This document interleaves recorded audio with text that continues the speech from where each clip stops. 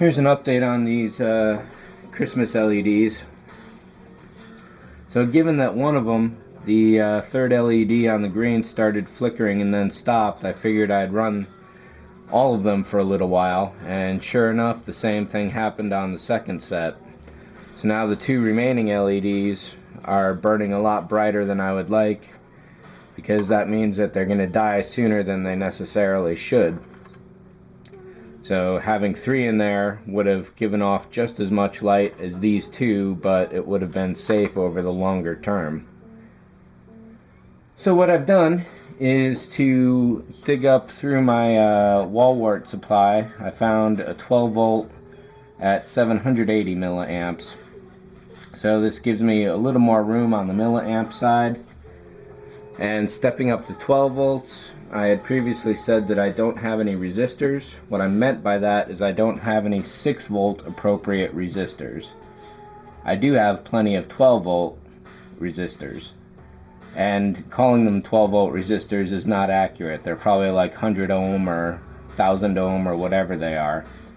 I'm just using 12 volt resistor relative to the wall wart and the LED.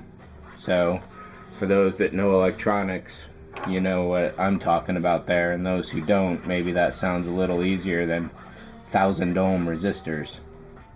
But you would have to buy them as 1000 ohm resistors or whatever they need to be.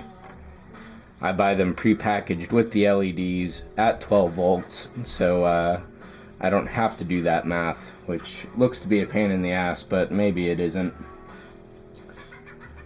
So what I need to do now, because I'm switching up to these 12 volts, is some rewiring. At the very least, I'm going to pull all the greens apart and separate those with resistors. I'd like to not have to do that for the red LEDs, so what I essentially can do is, since these are geared for 6 volts each, I can now wire these in serial so that 6 plus the 6 equals 12 volts, and I won't need any resistors on those.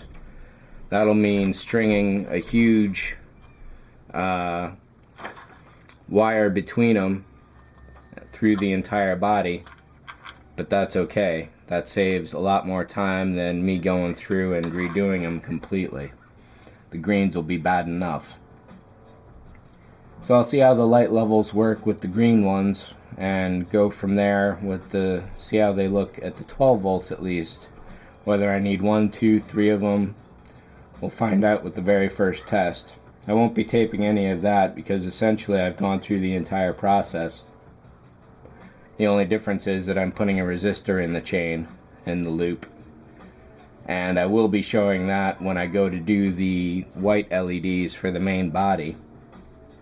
One of the things that has me concerned about that is that when you look through the windows, if you have just a single LED behind the windows, you're going to get hot spots at certain angles.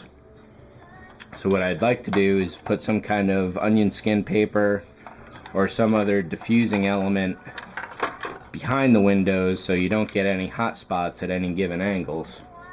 But that cuts down on the light intensity, which means it needs more lights, so that's going to be a bit of testing there all its own. So that's pretty much it. Just wanted to say that my math on these green ones was totally bunk, and even though they're still lighting, it's only 2 out of 3 of them that are lighting. This one on each of them that stopped lighting, that doesn't mean it's dead. It could actually still be quite alive. There just isn't enough juice to keep it lit the entire time. And these green ones are, they've probably been running for about 5 hours now. They're exceptionally bright in person, and they're probably coming out funky on the video. So that's that. I'll catch up with you later. Thanks for watching.